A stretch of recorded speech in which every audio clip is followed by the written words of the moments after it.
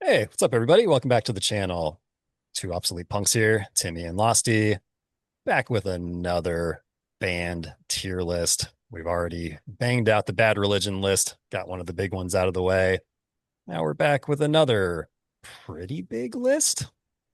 We are going to do the NOFX album tier list. Obviously, seminal band in the scene. Felt like a good follow up to Bad Religion.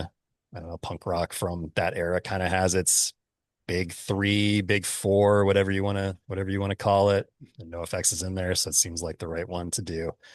We are doing studio albums with a slight caveat. So obviously we left off EPs, 7 inches, compilations, all that kind of stuff. NoFX has a huge catalog when it comes to actual songs written, but studio albums, we're just going with official ones and leaving off double album, single album, even though they are technically kind of full albums. Those albums are comprised of songs that mostly were on the 2019 7 Inch of the Month Club or stuff that had already been previously released as a single. So while they released them as albums, they weren't really like new material studio albums the way the other 14 are. I think it's 14, 13, something like that. 13. Yeah. Yeah. So just letting y'all know off the bat, that's why some NoFX stuff is missing off here. But we are going to do 13 full studio albums. Tim, any thoughts leading into this before we start, or do you want to just go ahead and tier it? Well, just our rules. We can only have one S tier, Oh, thank and we you. do go Yes. all the way down to the bottom of the barrel F tier. So only one allowed in each tier, and we have to have at least one in every other tier, A through D. So sometimes it's not fair to bands that they have to have an F tier. And some bands might not even deserve an S tier, but it's going to be in their catalog. So, yeah. Thank you for clarifying. Yeah, S tier is kind of just would be your favorite. Doesn't have to be that it's an actual S tier album. Doesn't have to be an actual F tier album. It's just maybe your least favorite. So thank you So, for filling in the blanks there that I completely forgot about, Tim. And we'll dive into this. Kicking it off in 1988, liberal animation. Shut the fuck up already! Tired of you whining about poor little flying and the food you're flying. That big apple has chance and wouldn't take another step. Here's that falling for you on the tier list. okay, I hated doing this because I was hoping we would have some of the later stuff, whatever, that I thought maybe could drop it out of here because I gave them an excuse that they were kids doing this. They were just in the studio having fun, really having no idea what they were going to do. But I mean, easily, when you look at their entire catalog, there's no other place it's go. It's bottom of the barrel F tier. I mean, it's got some cool guitar riffs here and there, but you just can't even make it through this album front to back if you even try it. It's just bad. So I'm sorry, I'm starting bottom of the barrel, and I was hoping something would bump it out. But as I went back and started listening to like some of their, later stuff that I wasn't horribly familiar with, and I was hoping something could bump it out of there so I could give them that excuse. It just never came. So yeah. Yeah, it's fair. That's a fair point. What you just said though about like it being an album where it would just seem like a bunch of kids getting together and having a good time, just getting loosey goosey in the studio. I don't love that album, but it is an aspect of it that I like. It just feels like raw and real and natural in a way that I very much appreciate. It's not going in F tier. If we'd have had single album, double album on here, those would have been an F tier, I think, for me. So liberal animation is going to go in the D tier. Wow, I can't Uh, wait to see what your F tier is. well, Yeah. it's yeah, and it stays out of the F tier over this other album. I think for that reason that I just said.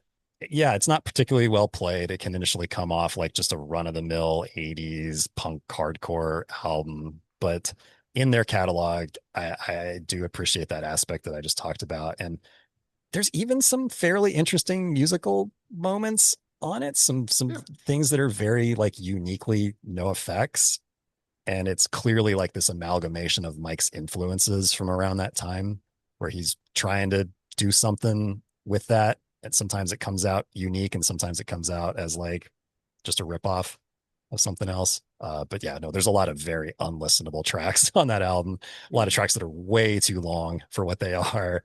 and some themes that really haven't stood the test of time very well, but that's to be expected, I think, with some 80s punk and hardcore. So, but yeah, I think there's some redeeming elements on that album. While it's not great by any stretch of the imagination, it stays out of the F for me. I thought it had some cool guitar riffs, but that was about it. Yeah, Everything else was just like, oh god, that's kind of what I whoa. was latching on to a little bit. And then again, like I said, just the aesthetic, I kind of appreciate the overall aesthetic of it because it takes me back to when I was that age, making music with friends and just goofing around, having a good time. All right, 1988's Liberal Animation out of the way. Only 1 year later, it came out with S&M Airlines in 1989. Is one color burns you, how can you be sure? Ignorance defeats education. Felt like a pretty big leap for the band in a lot of ways. So yeah, let's see where that leap landed for you, Tim. It's definitely a big leap as far as writing more cohesive songs, I guess is the best word I could really use for it, rather than just, hey, let's go make a bunch of noise and see what happens. They actually tried to write songs, but at the end of the day, this isn't a big step up from liberal animation to me as far as listenability goes. So it's going right in the D tier. Again, I think it's a big step forward as far as like trying to actually write songs and do something with it. But it just, I don't know. I don't find many of the songs too catchy on there. Some of them just sound plain bad. It's just, yeah. Yeah. Well, you're not going to have to wait long to know what goes in my F tier. It's S&M Airlines. All right. Yeah. So like as opposed to the sloppiness on liberal animation, obviously, yeah, this is a step up. It's tighter, it's a little more riffy. However, I think my beef with it is in doing all of that and taking that leap, it was a lot of just Mike unabashedly trying to ape Bad Religion in not the best way, where a lot of the songs just like feel kind of bland and leaving me wanting a lot more. They just don't feel, at least with liberal animation, it felt like NOFX doing NOFX. S&M felt like NOFX trying to do Bad Religion and not particularly doing it very well. And that's not to say that there aren't some good songs on that album. There are, but again, it's also an album where there's some songs that really overstay their welcome, that really don't need to be longer than like 2.5 minutes. I don't know. It's cool because you can see how it lays the groundwork for future NoFX albums and all that. But yeah, there's just for me personally very few memorable moments and a lot of songs that feel like they just drag on and don't set themselves apart from each other at all. Nice. I'm glad we have two different Fs on that. Righty. Very next album, and this one is, at least I think, a very big step up for the band. 1991's Ribbed. You can't believe, think you're seeing read the stormy threat of pseudo enemy. Or foreign policy, make the world safe for business. Only 2 years later. It's amazing. These early bands. We talked about it in Bad Religion, especially, but man, just churning out the content and how fast a band could grow in that amount of time. We're literally talking 3 years here. And what a wild difference between liberal animation and ribbed. So, where are you going with that one, Tim? Oh, yeah. Huge step. This is easily an A tier. 100% A tier. I mean, this thing is loaded with great songs. I mean, you got, sure, you could say like Together on the Sand. Maybe doesn't fit the album, it's just kind of a throwaway thing, but it's not terrible. It's just fun and stupid, is what it is. And then maybe the end of New Boobs is a little bit goofy, of course, but everything else on here fucking rocks. I mean, Green Corn, Moron Brothers, Shower Days, Food Sex New, uh, Cheese, Where's My Slice? That song is fucking ripping, dude. Mm-hmm. Like, this was a huge, huge step forward for these guys in their catalog of just being like, all right, we're going to do our own thing now, and we're going to start writing really good songs. And yeah, it is amazing the growth that happened between S&M Airlines and Ribbed. So for me, easy A tier. This thing, I love this album. So Yeah, I'm in the same boat. Ribbed is amazing. Absolutely love it. Easy A tier again for me for many and many of the reasons that you just said. Massive improvement over the first two, while still kind of like having that natural mic sound in there. There's, you mentioned a couple of the tracks on there too that like there's some amazingly like well played songs with great riffs, great execution. But there are those funny little interludes in there that work in the context of the album. They're genuinely funny. They don't come off like they're trying too hard or they're trying to force something. It just feels like a band making jokes in the studio or like that'd be funny to put on the album Yeah, kind of stuff. And also, oh my God, Smelly is so fucking good on this album. So good. He's an he's absolute killing it. machine. I think this is the album where he really comes into his own with the band. Well, another huge gap in albums. 1992. 1 year from One Ribbed. year. We don't know where she may have been. All we know is what she left behind. An apartment flooded with children's toys. Photos of good times. Not only did you have a full album in that year, you have an EP as well. Yeah. So they did Longest Line and White Trash in the course of the year. Obviously, we're not putting Longest Line on here because it's an EP. But Tim, how do you feel about White Trash? Where are you going to tier that one? And then also strangely with that, so they still had Steve on Ribbed, and now they did the EP Longest Line. Now Hefe's in the band and Hefe's on White Trash. Mhm. So now it's a whole new dynamic of NoFX, and they stuck with sounding, having their own style that they did with Ribbed in a way. But a few things I'm going to say. I do enjoy this album, but I think for about a 5 to 6 year period, I've heard this album front to back about 1,500 times. So I'm kind of burned out on it. But even if I take a look at it realistically, I think it's actually kind of a step down from Ribbed in a way. Not a huge step down, but they had just more goofy shit going on, like Bugly Eyes and cover of Straight Edge and Johnny Appleseed and stuff like that. So it's a great album. I do think it's a step down from Rip though, but I'm still going to throw it in the B tier because the songs that rip on this absolutely rip. So little story time, kind of off topic. I've seen NoFX dozens and dozens of times. Very first time I ever saw them though was 1994 Epitaph Summer Nationals. If you guys are familiar, you know what it is. You know, if you don't, just look it up on the internet. It was fucking classic. It was Brett's last show with Bad Religion for a long, long time. But it was basically, as they said at the end of the weekend, NoFX is the last band to play. And Brett basically said, "Oh, we hear this whole thing as a celebration of NoFX." And usually every single show I've ever seen from NoFX, they get on stage, and you know how NoFX is. They just start fucking babbling for like 7 or 8 minutes before they even play a song, and Smelly's back there just trying to get them to start, blah, blah, blah. At this show, Epitaph Summer Nationals, one of the reasons I love this album, because it is the greatest show opener I've ever seen them do, not just because they weren't talking, but they started with Sticking in My Eye. So it was just silence, and then all of a sudden you get Mike just playing that bass chord. Oh, it was beautiful. Loved it. So Oh there's yeah. my tangent, but I'm still going to throw the album as a B. Great tangent. Love story time. And I agree with you. I think it's B tier for me. There might have been a time in my life where I put it A tier, but I'm in the same boat where I've heard it so many times over the years. So it fits B tier for me because it's a some skips album. It's not a 50-50 album. I think I enjoy more of it than I don't enjoy. And I don't even say that I don't enjoy parts of it.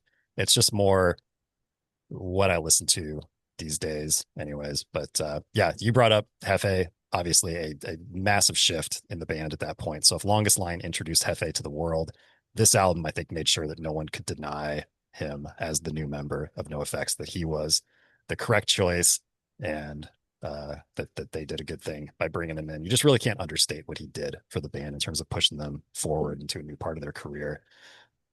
Similar to Ribbed, this album is full of really great like metally kind of riffs and bass work.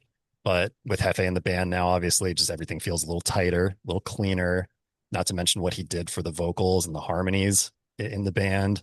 They already had some pretty good harmonies, but he really got Mike to be a better singer and He filled in a lot of the gaps. kind of taught him how to Yeah, stay in key right, as right. close as possible. Well, and then where Mike wasn't getting it, you got Hefe doing backups, and it sounds so good with Hefe on the backups that he's kind of, he can cover up for some stuff. But yeah, again, as far as why it's in the B tier, I just find myself nowadays skipping some of the jokey songs, and not because I don't like them, but because maybe the novelty is worn off a little bit of, ooh, that's interesting. Like I've heard it 1,000 times and it doesn't really hit the same way. I'm not even like a huge fan of Warm or I Want to Be Your Baby either. Again, not bad songs necessarily, but I don't go out of my way to listen to them. So yeah, very, very good album. Very good album. A lot of, I mean, you just can't deny. So the hits, quote unquote, on this album are huge. They have big, big songs in their catalog. And I think that makes up for some of the lower points. Yeah. Yeah, even Bob, great song. Mhm. I can't stand it anymore. I don't know why. I just don't ever want to hear it again. Yeah. I mean, like you said, there's some classics in their catalog that have been so overplayed. If you've seen them a lot, if you've yeah, you just listen to the band a lot. They're just yeah, I totally get it.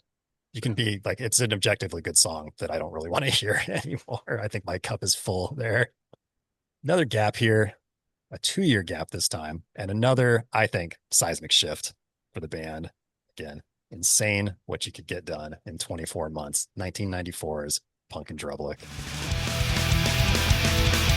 Adding and subtracting down, you find yourself stuck in the rhyme.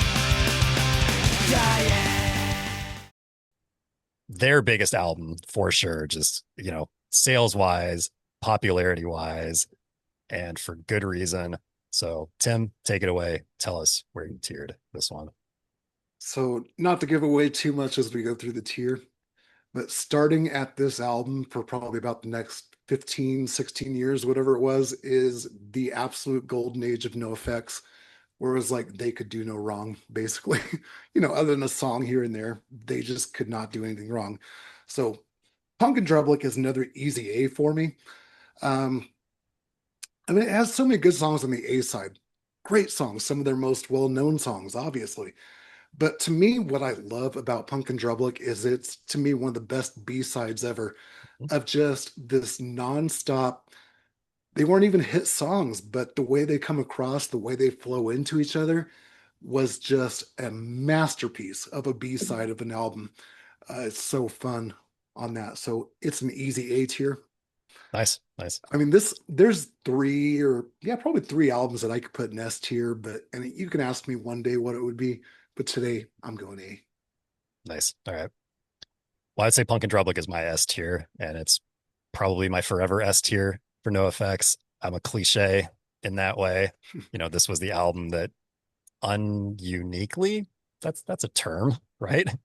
Not Sure. uniquely introduced me to NoFX.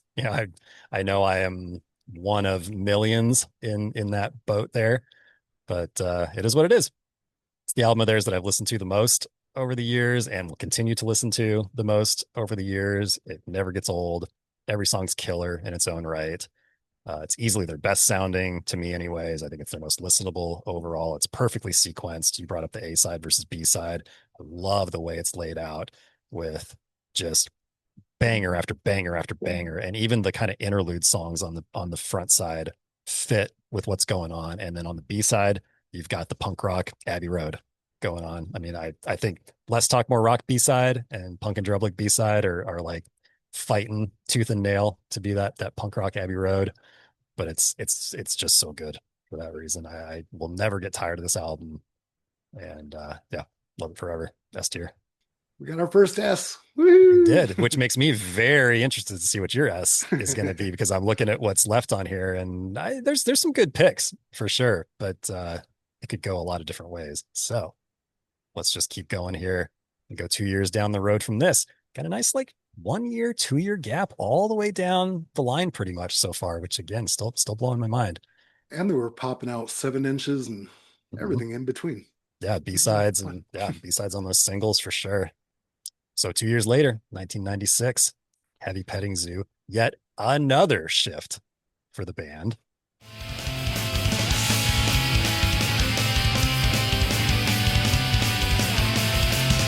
Stop! Have a beer, it's on me. Has anyone ever told Tim, I'm very interested to see where this one's going to go. A huge shift. I mean, this to me is like one of the biggest outliers of their entire catalog of like whoa, what the hell happened here? But guess what? Unpopular opinion, I love this album. Absolutely love this album. The songwriting is so good. And I understand there's a lot of kind of sludgy sounding guitars going on, kind of more mellow beats going on. Mike's just kind of very laid back in the way he's doing a lot of the vocals, stuff like that. But the songs on this are absolutely amazing. I know a lot of people do not like this album, but for me, it's an easy A tier as well. No questions asked. This thing is loaded with catchy songs. Yep. Can't agree more. Samesies. I absolutely love Heavy Petting Zoo. It would be in the running for one of my favorite NoFX albums for sure. And it yeah, absolutely goes like high in the A tier. You pointed out, yes, this album was not very well liked. I don't know how hated it is still, but man, when this thing came out, people hated it. Like, fuck this band. I'm never listening to them again, kind of shit. And I never really understood it other than it's slow like there's still fast songs on it. I've never comprehended the hate for it. I think it's a really interesting album. Songs are really well written, lots of nice melodic choices on it, interesting song structures, and yeah, like you said, the paces, the tones are way different in terms of the guitar and bass and drums and everything. A lot of very deep lyrical moments on this one that I really appreciate, still mixed with that, no effects kind of humor. Yeah, I can't say enough good things. I absolutely love this album. Yeah, super easy A.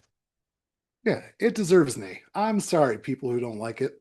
But I mean, You're you start wrong. off Homophobic. Okay, that's probably the most no effects sounding song on this album. Starts off with Homophobic. But from there, it just goes off into its own world of doing just different things, followed immediately by Filthy Phil Philanthropist, Mhm, where you're doing some weird. I usually has like the xylophone thing. mhm. I usually hate shit like bells and songs, but it's so funny and humorous in this song. And he's like, bleh, bleh, all Yeah. that kind of shit going on is so rad, dude. Well, the xylophone there too is kind of how we talk about horns and ska stuff, where it's like as long as if you're not overdoing it to the point that it's like taking over the song, it's just a Yeah, nice little accent in there to make it unique and interesting. Yeah, it's so good. Yeah, you're bringing up a lot of great songs on here. I can't disagree. it was just one of those like I heard it and I'm like, oh, what's gonna happen next? What's this Mhm. next song gonna be? Because everything was so not no effects while still sounding like no effects, but it was such a strange outlier of an album in their That's what it felt catalog. like on So first listen, like you were opening a Christmas present or something. Like, ooh, what's next? What's next? it What are they gonna do next? was awesome. Yeah. Shout out Drop the World too. I absolutely love Drop the World. Yeah. That's such a good song. Tim, we waited a year, not Oh 2 years shit. this time, just a year this time for 1997's So Long and Thanks for All the Shoes.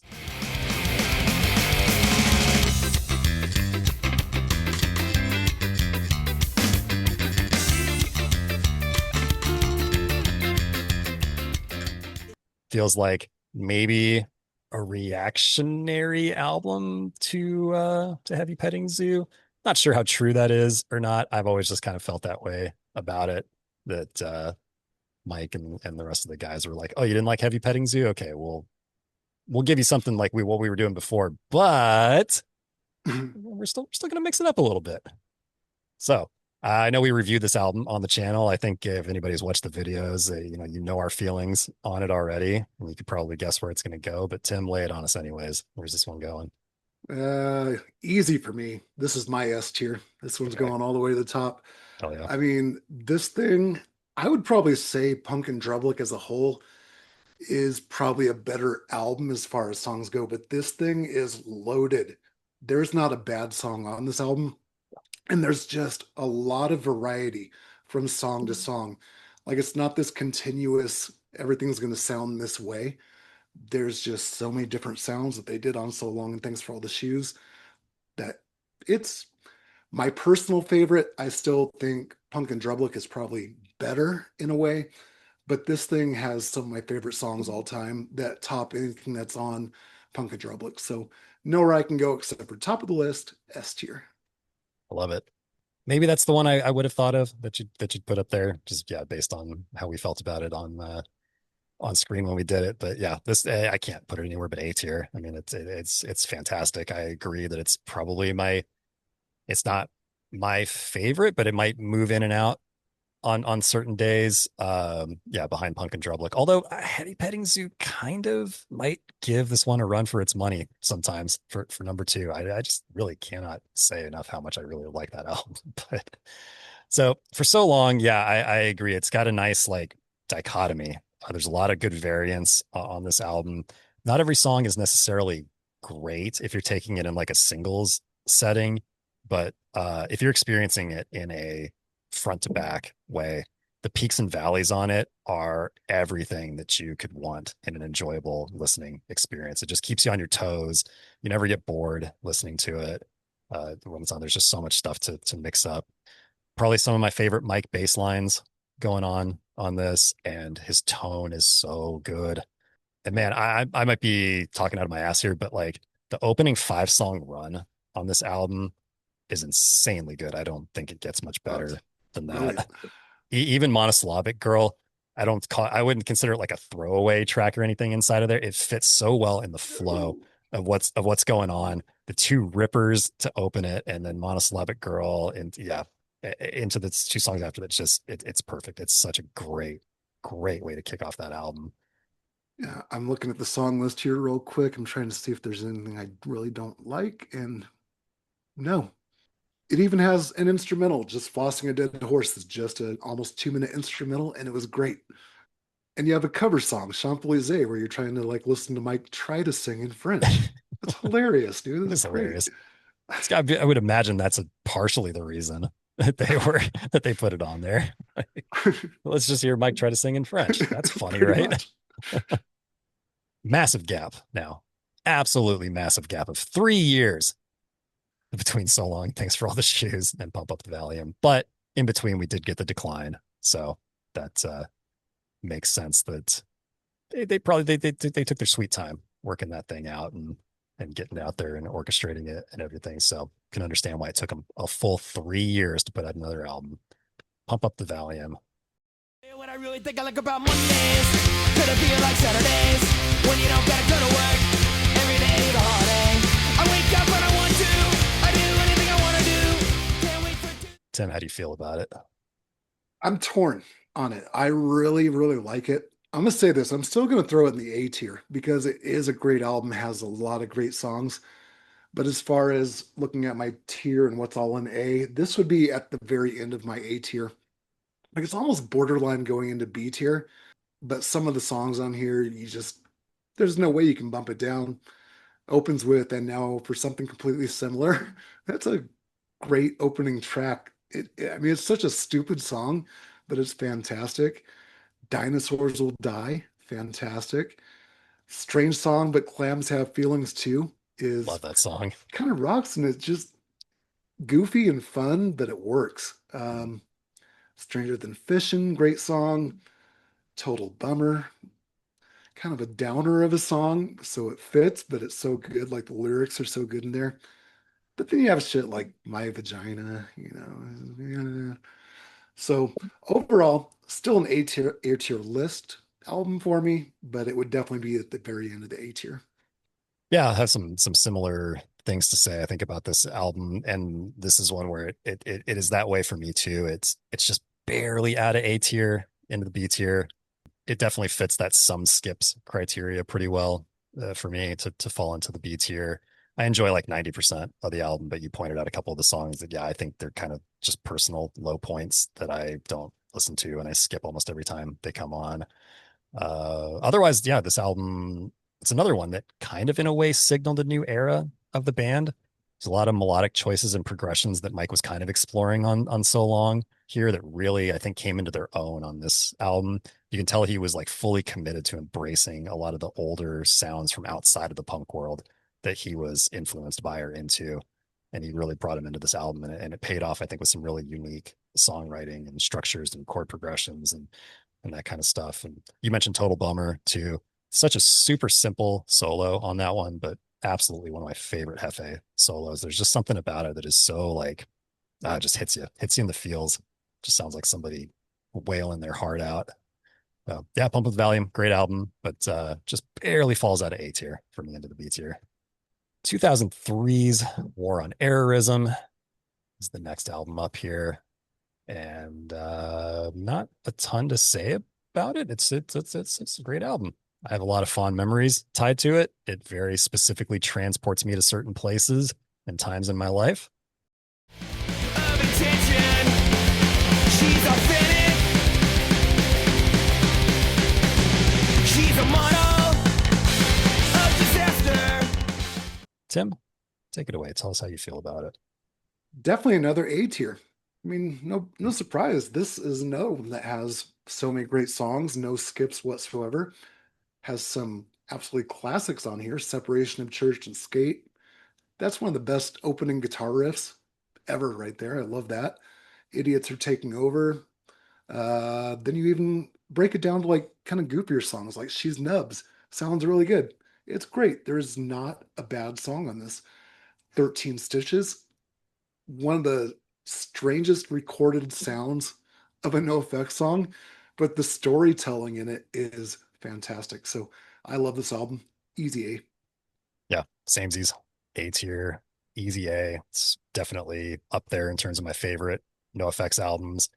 Not just because I think it is very good musically and lyrically, and yeah, I again to be that cliche, I did the whole like go around Europe after college thing. This album came out right around then, and I just have a lot of fond memories of rocking this album on repeat, cruising around Europe for a month. So it always, every time this comes on, it just very much transports me back to that part of my life. So outside of the album and the music itself, that attachment, puts it up in the A tier. But the music and the album itself alone would also be enough to keep put it up in the A tier. Like you said, just chock full of rippers, technical riffs. There's a bunch of poppy bops on here. And as much as I love the bass work on So Long, I think actually this album might have some of Mike's finest bass performances ever. Not really a dud on this album at all. And just personally, the way my NoFX fandom went, I feel like it's kind of the last truly great NoFX album, at least in terms of my listening years with the band. So yeah, this one is a no-brainer at A. Very nice. Let's follow up War on Errorism. Got Wolves in Wolves Clothing, very cleverly titled album. And another 3-year gap. The band's starting to slow down a little bit. So in 2006, Wolves in Wolves Clothing. A nation built on freedom, fear, and hate. The denotation of irony.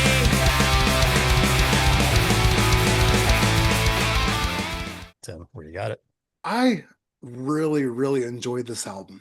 I really do. So I hate doing this, but I'm going to drop it down out of the A tier to the B tier. And what I realize is what it is. I do enjoy just about every song on this album. I can't even think of any skips on this album. The problem is, it's a long album. That's really the only beef that I have with it to drop it down. I don't think it's fair to do that, but I'm going to do it anyways. I couldn't even tell you what songs should be taken out. I shouldn't say there should be, but if they took any of them out, that would be fine and just make it a shorter album, and it probably would have jumped up into the A list. But yeah, I got to go B just because I have a hard time spending nearly an hour listening to a full album for no effects. So Yeah, I'd kind of forgotten in going back and researching for this, yeah, that this is like over 40 minutes at 18 tracks. It's pretty long for a NoFX album. But I actually kind of like that it's a little bit of an outlier that way in their catalog. That's kind of full of like a bunch of short, like lo-fi kind of ditties that stretch it out. It makes the 18 songs feel not quite as long to me. And I do enjoy this overall. Like, don't get me wrong, but it does fall into the C tier for me because it is kind of a 50-50 album in terms of how much I actually listen to it and what I actually listen to off of it. I just never fully connected with this album the way I did with the albums previously. Maybe that's just where I was at in my life, with my musical tastes and stuff. But even listening to it now, it still kind of hits me that way where like there's some songs on here that I go back and I hear them and I forget how good they are. Just so well written and interesting and a lot of cool just musical ideas that maybe you hadn't quite heard from NoFX yet at this point. But at the same time, as much as I hear those songs and go, wow, that's a badass song, I then never seek them out after that, which is then why I forget they exist. And so you see the vicious cycle that I'm in here. Also, I don't like One Celled Creature very much. And I'm just going to leave it at that. If you know, you know. And yeah, it's just, yeah, it's kind of a 50-50 album for me. So I'm going to leave it in the C tier. All right, Tim, 2009's Coaster moving along here in the NoFX discography. Once you stop yourself from caring about owning stuff, that's when you want to start sharing. Cause all the things we want are cheap or free.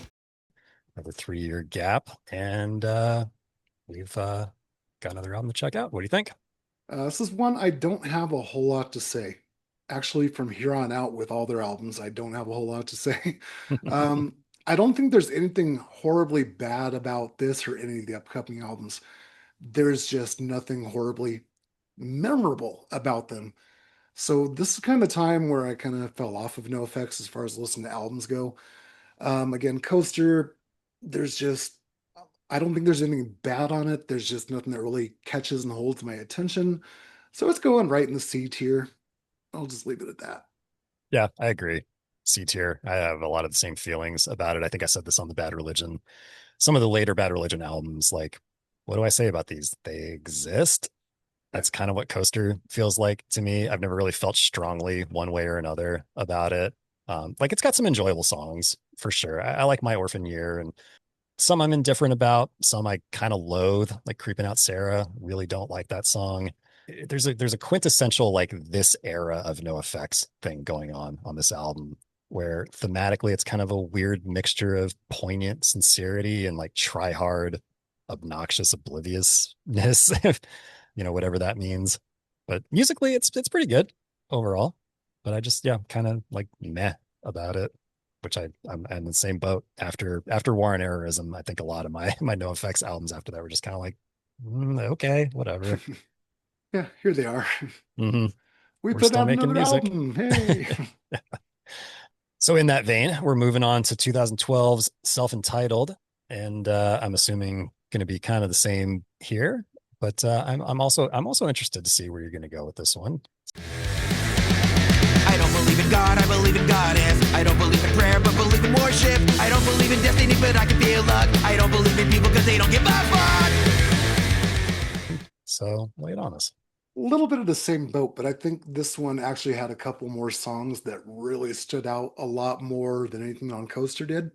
I'm just going to start by saying that I'm still going to put it in the C tier as well, because it's kind of a half the album is really good and half of it's just like, but even the half that is good, I don't know what it is. I can't quite put my finger on it, where a lot of this album just feels soulless, if that makes sense. Like it just didn't seem like they were having a whole lot of fun doing it anymore. I don't know why I feel that way, but it does have some great songs like She Didn't Lose Her Baby. I love that song. I don't know why I love that song. It hits. Yeah, it does. Yeah, Um, and then you got songs like, I think the song itself is really good. Sellout is really good. I love But at the Sellout. same time, there's something just cheesy in the production in it that's I'm just like, where it just kind of takes away the rawness and the soulness of it. So I'm just gonna throw it in C tier. It's a pretty decent album. It's just something kind of forgettable at the same time. So Yeah, yeah, absolutely. Like you said, it is the absolute definition of a 50-50 no effects album. For me, it's half of it's pretty good, half of it's pretty meh. Kind of copy and paste what I was saying about Coaster and maybe some of the other albums after this, but lyrically, it starts to fall into that no effects territory that I don't really like at this point in their career. It's like Mike either being so self-aware that he can't see the forest for the trees, or you get a song like 72 Hookers. Like, musically, however, yeah, I think there's some pretty good stuff on here. I'll kind of overall like that they tried to do like maybe a little bit of like an 80s throwback aesthetic with the artwork and maybe with the songs to an extent. But yeah, you're not wrong that I think this is maybe the point in the career where it was Mike that was driving everything. It was more NoFX was more Mike than anything else. And It just doesn't feel like a full cohesive band anymore. It just feels like hired studio musicians almost. And that's not to say, I mean, I know Mike was doing a large chunk of the writing and arranging and everything up to this point. But yeah, this far on in their career, it does feel a little soulless, like you said. But yeah, so there's still some very memorable melodic moments that I enjoy. I like I Believe in Goddess. There's some cool riffs on that, and you pointed out Sellout. I actually like the production and the sound on Sellout. It's kind of goofy, but I like the energy on it, I like the tones. Yeah, this is definitely a C tier album. Yeah, and solo. I don't care what anybody says about NoFX. We're just talking about, are just putting out albums for money and all this kind of crap. That's a band that never sold out, though. They just did their thing, stuck with it. They never really changed. No, they're NoFX. Started their own album. Mike, I was started a record label, put out some great fucking albums. They put out some great albums. They just always did it the way they wanted to do it. So are they sellouts? No. So that's why the lyrics on the song Sellout, I think, are pretty brilliant because they make a lot of sense. It's absolutely true. yeah, no, Mike's a big target in the scene, so he's easy to Yeah. hate on, and I know I fall into that camp sometimes.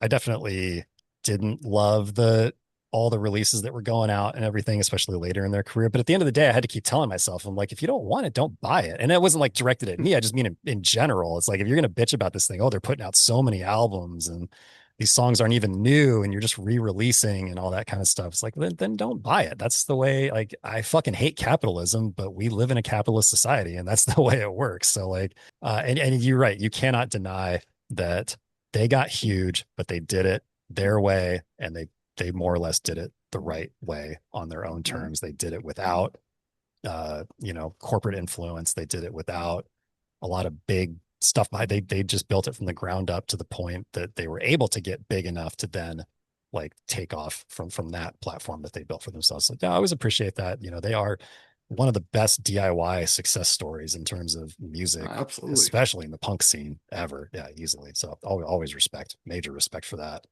So, in saying all of that, that has nothing to do with this last album. We're up to the last album already. Yeah, we are. Yeah.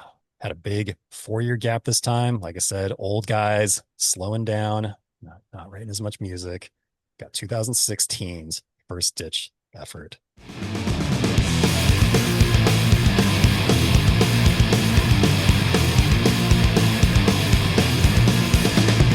Living for nothing does not require. Where's it going, Tim? Ooh. I'm bouncing around between two, but I'm gonna put it where I stuck it in at because we did do a full album reaction to this. I remember never really liking this album until we did the full album reaction. But the thing with that is I realized there's not a bad song on this album at all that I can think of. Every song was fairly enjoyable. Maybe one or two that could be skips, but for the most part, it was good. So it was better than I thought, but as far as a full album, I just find it boring if I'm going through the album as a whole. Individual songs I have no problem with, but to sit down and listen to it as an album, I don't enjoy it. So it's going D tier. I hate doing that to it because it does have plenty of good songs that should bump it to C tier. It just doesn't do it for me though. Yeah, I don't hate it.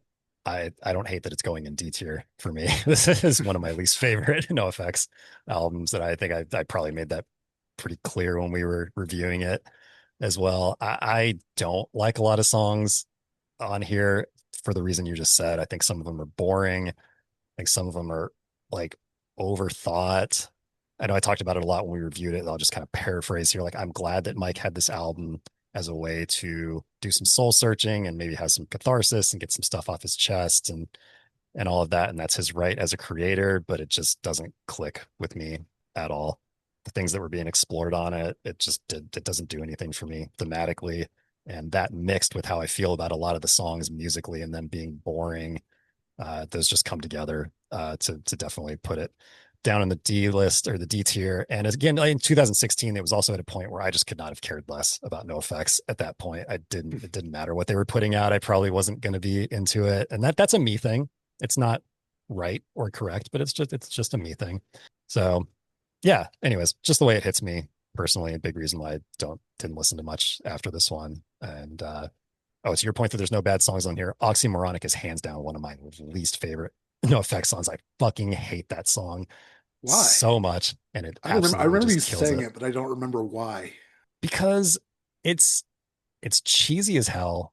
It's like it's I know it's trying to be funny and all of that, but it's literally like just how many puns can we cram into this? Literally every other fucking word is some play on words and a pun, and they're just not that clever or funny. It feels it's like that Mike Shoehorn thing that he does where he's like, he's got an idea and that idea is going in something no matter what anybody has to say about it. And that's just how that song feels to me. Don't like it at all. I think I gave it like a 36 or something when we reviewed it. That's pretty bad. Yeah. Oh, well, that was By good by times. far probably the lowest I've ever scored anything on the channel. But I don't disagree with myself here in the future. All right, folks, my So that was bitching aside. cool. Full tier Yeah. list done. Yep. But I'm gonna throw in a caveat here. All right. Because I thought we were gonna do single and double albums. So I actually bothered to go and listen to them yesterday. Yes, tell us, Tim. So we are done with the tier list. All right, everybody. These are not qualifying in there. So Losty, if you had to put single album, Mhm. where would you have put that? I think it would, and I'm trying to remember. I'm trying to differentiate the two because I do remember liking one of them a tiny bit more than the other, and I think it was single album that I liked a little bit more. It'd probably go in D tier though. Still overall, it's just man, I just can't get over the fact that I'm like I've heard all these songs before. It felt weird releasing it as an album, but I get it. I get it. They made it accessible because it was on 7 inches and it was an exclusive release and stuff like that. So cool. I'm glad that people got to hear those songs. I was just so over NoFX anyways at this point.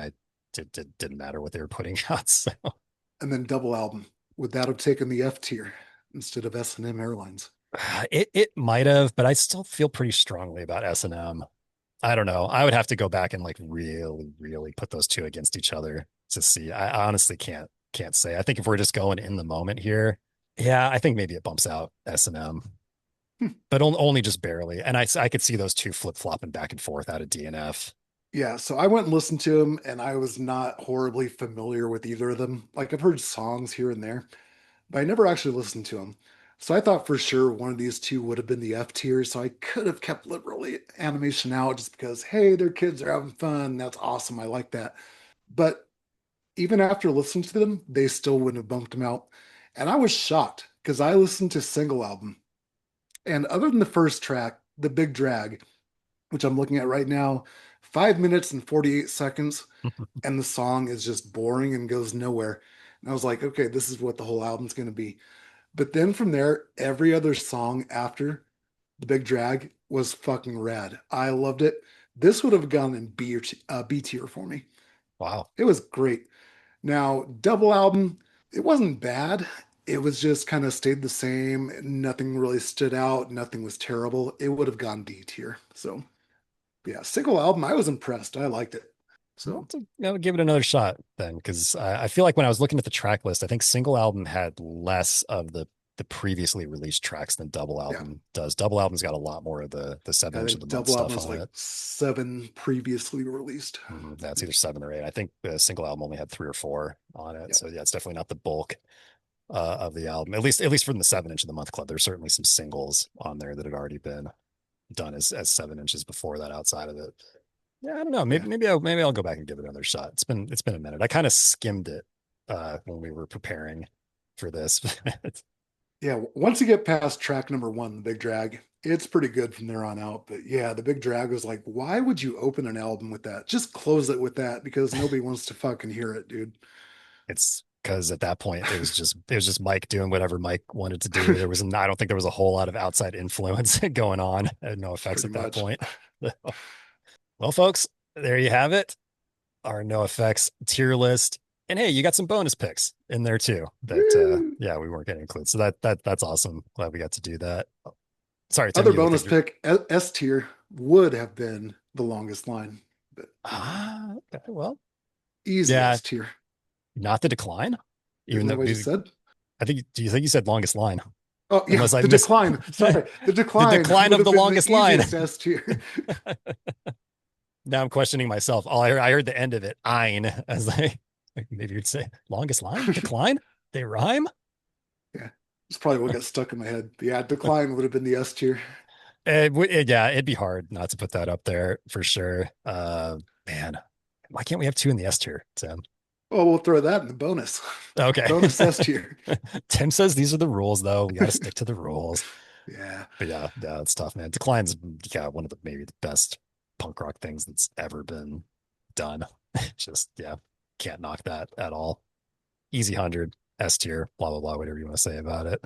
I still go listen to that a couple of times every year, and it Hmm. never, ever, ever gets old. No, And I feel like I always catch something new every time as well. Just yeah, little things that happen. I've totally. got every word memorized. I can sing every word to it. I know what's coming, but there's something that always surprises me like, ooh, I didn't really catch that before. Yeah, and you've got that extra little nugget attached to it of not only is it incredible that they were able to do that in the studio, but a lot of bands would be like, that was a thing we did in the studio. You will never hear that live. And NoFX is like, we're gonna play this live like hundreds of times. And poor Smelly had to wait until the end of the show. Hey, Mhm. everybody, now we're doing the decline. We've been playing for 2 hours, but he was just like, okay. That's why he's rad. Folks, thank you so much for joining us here for this NoFX tier list. Thank you for listening to our tangents and our good opinions and also our terrible opinions about these albums. Maybe you agree, maybe you don't. Put it down in the comments. Tell us how you would rank these albums. We'd love to hear it. Always love to hear, the different variances of fandom in the punk scene and why we have our differences of opinions. That's what makes this scene go around. It's what makes the world go around. So thank you all very much for joining us. Tim, any words of wisdom as we leave the good people here? Everybody go give single album a fair shot. Skip the first track if you want to, and just listen to it from then on because it's pretty fucking good. Alrighty, you heard it That's here. it. Thanks, everybody. We will see you again for another one of these tier lists at some point. Hope you enjoy, and y'all have a wonderful day wherever you are. We will see you later. Bye bye.